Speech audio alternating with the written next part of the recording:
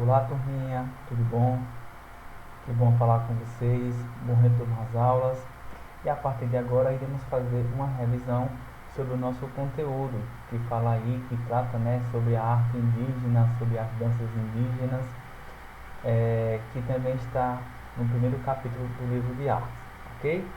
Vamos lá, turminha. A arte indígena vai estar presente, vai ser caracterizada pela arte plumária, pela cestaria, pelo grafismo, a máscara indígena, o artesanato, que vem aí a principal característica, a cerâmica, as danças, os rituais, a música, instrumentos musicais e o totem.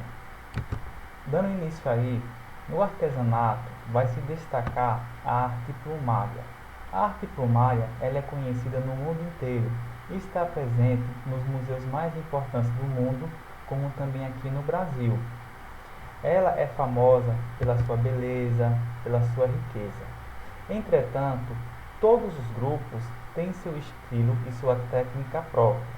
Mas a grande preocupação dos indígenas é fazer com perfeição a arte plumária. Cada acessório que está presente na arte carrega um signo, certo? E sua importância ligado à ancestralidade. Por isso que cada grupo tem sua própria característica e sua maneira de elaborar a arte plumária. Outra questão muito importante são os homens que fazem a produção das peças, pois eles seguem um certo ritual de coleta, de caça, do tingimento das cores. E quais são, professor, os materiais que eles irão utilizar para confeccionar a arte plumária? Iremos ter as penas, que são retiradas das asas e da cauda dos pássaros, a pluma, que se localiza na costa e no peito da ave, e a plumagem, que encontra-se no pescoço, nas costas e nos peitos das aves.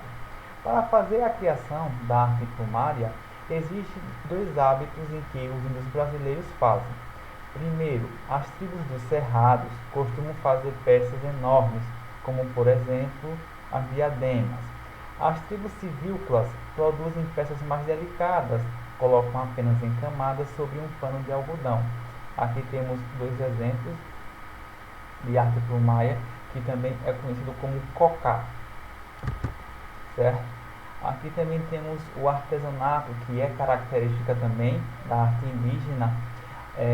Aí eu chamo a atenção para a arte marajoara, que é uma arte muito conhecida em todo o mundo, certo? É a principal arte indígena da região norte do Brasil e que tem um valor imensurável, incalculável, tanto pelo seu encantamento, pelo seu material, pela sua produção, desde o processo de retirada de matéria-prima na natureza até o produto final, tem toda uma cosmologia por trás, um ritual, uma simbologia.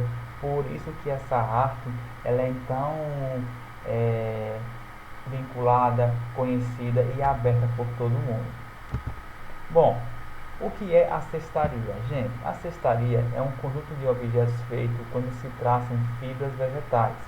Com as fibras, os índios produzem cestos para transportar coisas e armazená-las. Além disso, podem traçar pulseiras, cintos, colares, fazer também algumas armadilhas de pesca. As fibras também usadas na cestaria usa-se a taquara, ou abusto, ou arumã, que é a folha da palmeira sisal, entre outros instrumentos. Aqui temos um exemplo da cestaria indígena. Bom, a cerâmica indígena. Os índios brasileiros fazem peças de cerâmicas para usar como enfeites, panelas, vaso para pegar água, cachimbo e etc. Hoje, a arte indígena ela ganhou uma característica, um tom contemporâneo, que antigamente, nas tribos indígenas, a cerâmica, a plumagem, o grafismo e a pintura, ela tida como cunho de educar, porque a educação na tribo indígena, ela acontece onde os meninos aprendem com os homens e as meninas aprendem com as mulheres. Nesse contexto, sobre a liderança do xamã ou pajé, que ele tem aí o domínio e o controle administrativo de toda a tribo. E ele era o responsável por todo o processo religioso. Lembrem-se que as tribos eram politeístas, ou seja, tinham uma crença em vários deuses. Bom, a cerâmica indígena, nós temos aí um exemplo, certo? E a pintura corporal indígena, que também passa a ser conhecida como grafismo. Essa pintura indígena, ela tem como objetivo identificar cada tribo, ela vai expressar a variedade, o significado, a identidade, ela vai representar o cartão postal de identidade de quem usa. Essa linguagem do grafismo, ela também transmite a cada tribo um significado distinguindo das demais tribos, a forma como ele realiza a caça, a coleta, o sepultamento, as festas de nascimento, as festas de casamento. Então, o grafismo ele tem esse papel de identificar. E automaticamente, uma pintura de uma criança ela passa a se modificar na fase adolescente e posteriormente na fase adulta. Por isso que a gente vê em uma mesma tribo grafismo diferente. Aquele grafismo significa que cada etapa da pintura tem um significado, de acordo com o processo de desenvolvimento do indivíduo que faz parte daquela tribo. Bom, aqui temos exemplos, né, de índio no Brasil que possui essa pintura corporal, certo? Aqui outro índio.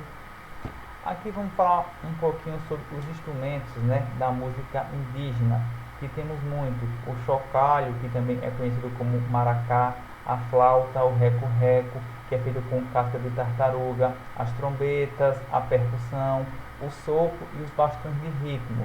O maracá é usado para acompanhar o canto. Para fazer o instrumento, os índios pegam a cabeça e colocam dentro dela pequenas pedras e sementes. Depois fecham um buraco e colocam um cocalho com um cabo de madeira e enfeito com pernas. Pau de chuva é um instrumento de percussão.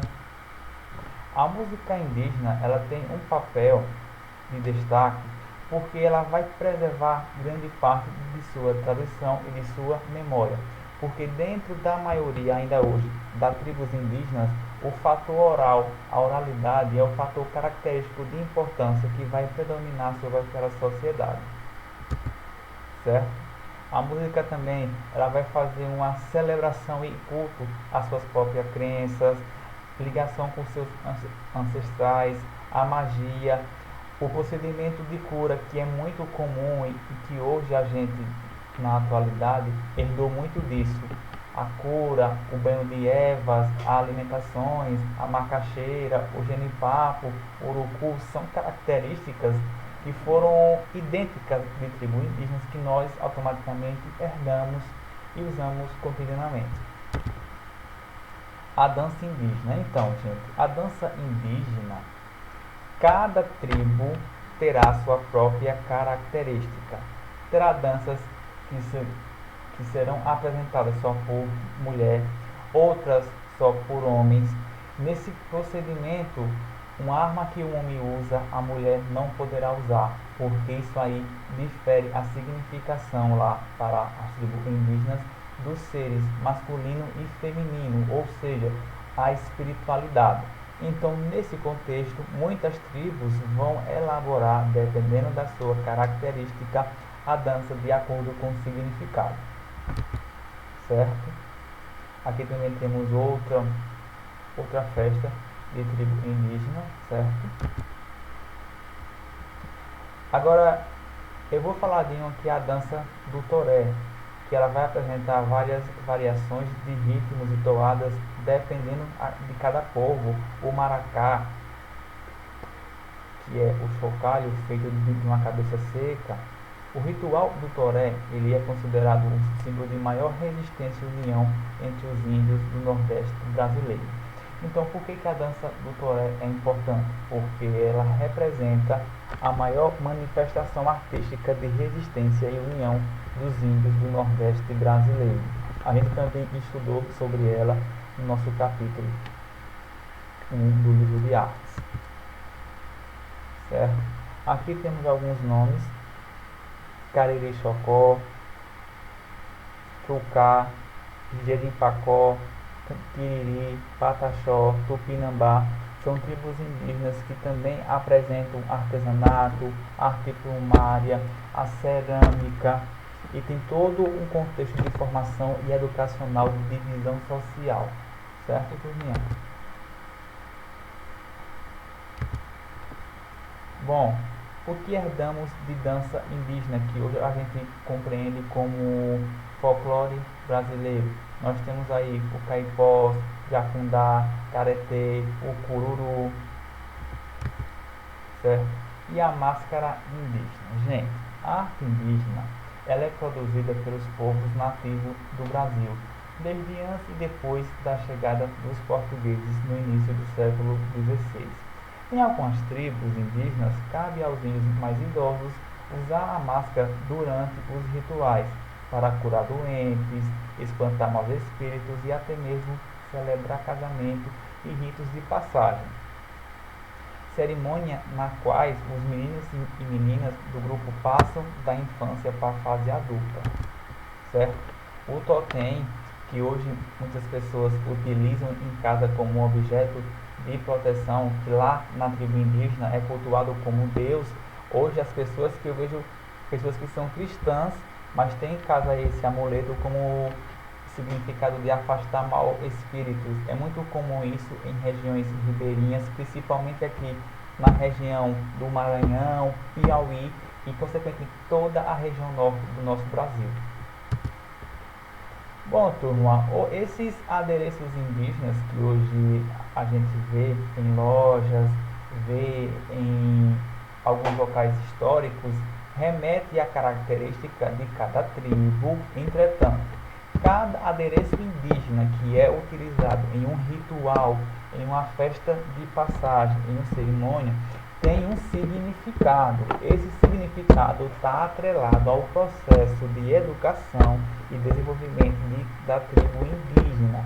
Por exemplo, um ritual de passagem. Esse cocá é oferecido ao espírito guerreiro que desencarnou, mas que na crença daquela tribo ele retornará para abençoar, certo?